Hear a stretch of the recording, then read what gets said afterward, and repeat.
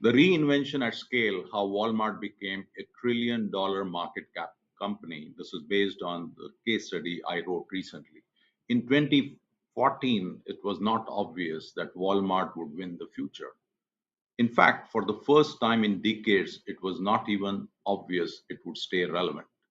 Walmart was still the world's largest retailer, but size had stopped being a shield.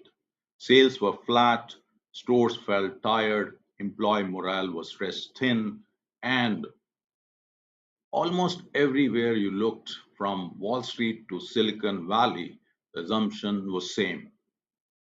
The future of retail belonged to Amazon. Walmart, many believed, was simply too big, too physical, too slow to keep up. That was the moment Doug McMillon became the CEO. At the time, I was watching Walmart closely, and I'll be honest, I was skeptical. In 2020, I wrote a case study that asked a blunt question. Was Walmart's acquisition of Jet.com a costly mistake or a strategic opportunity? On paper, the doubts were fair. Jet cost $3.3 billion. The economics were thin. The culture fit looked questionable. And like many others, I wondered whether Walmart was chasing Amazon down a path that was not its own. What I did not fully appreciate then was this: Doug McMillon was not chasing anyone. He was rebuilding Walmart from the inside out, because the real problem was not digital, it was execution. Stores were cluttered, inventory was stuck in the back rooms, associates were underpaid, overscheduled, and leaving too fast a high attrition rate.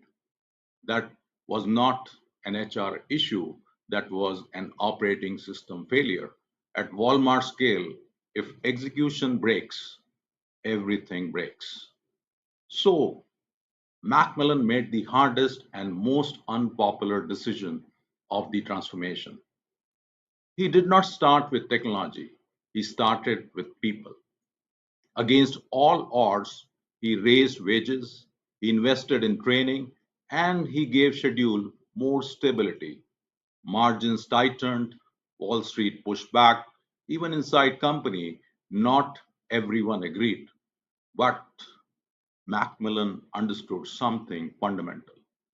You cannot ask people to carry massive change unless they believe leadership is willing to invest in them first. Everyday low price isn't a slogan, it is an operating system, a soul, and that system collapses the moment execution breaks down. Fixing store was not charity, it was protecting the business itself. A few years later, I wanted to see whether any of this was real. So I went into Walmart stores, different location, different regions, and what I saw surprised me. This was not the Walmart I remembered. Stores were cleaner, shelves were fuller, pickup lanes were busy, associate looked more confident, execution felt tighter, the system felt alive and kicking again. That's when Jet.com decision finally made sense to me. Jet was not acquired to survive, it was acquired to change Walmart's internal speed. It brought digital talent, a comfort with experimentation, a sense of urgency Walmart needed. Jet itself did not last, but Walmart did. And it emerged fundamentally different. Most critics judged the deal by whether Jet succeeded. The real question was whether Walmart changed. It did. The real strategic breakthrough came when Macmillan rethought what many believed was Walmart's biggest mistake: the stores. In the US alone, Walmart operates more than 4,600 stores. Nearly 90% of Americans live within about 10 miles of these stores. Most people saw that footprint as a legacy baggage. Macmillan saw it as an advantage no competitor could replicate. Instead of building a parallel warehouse network, Walmart turned those stores into a distributed fulfillment system supporting pickup, curbside, and same day delivery, while keeping prices consistent online and offline. Amazon had warehouses, Walmart had neighborhoods. That was not imitation, it was a complete inversion of competitive logic. The risk never went away. Margins stayed tight. A legendary investor exited. Skepticism lingered, but Macmillan did not panic. He did not take shortcuts. He did not trade trust for growth. He just kept executing quarter after quarter. Over time, the results added up. Revenue grew from $476 billion in 2014 to more than $680 billion in 2025. Online grocery scaled faster than anyone predicted. But what really surprised me was how the customer changed. Walmart had always attracted low and mid income and rarely high income shoppers who shopped mostly for quick selective trips. What changed was not who walked through the door, it was how they used the store. Convenience did the work. Pickup, delivery, reliable in stocks, consistent pricing. Those capabilities quietly turned Walmart from a place high income people visited occasionally into a place they began to rely on. As Doug McMillon puts it, people with more money used to cherry pick. Now they rely on us. That shift from occasional use to everyday dependence was one of the clearest signals that the reinvention was actually working. Membership reinforced it.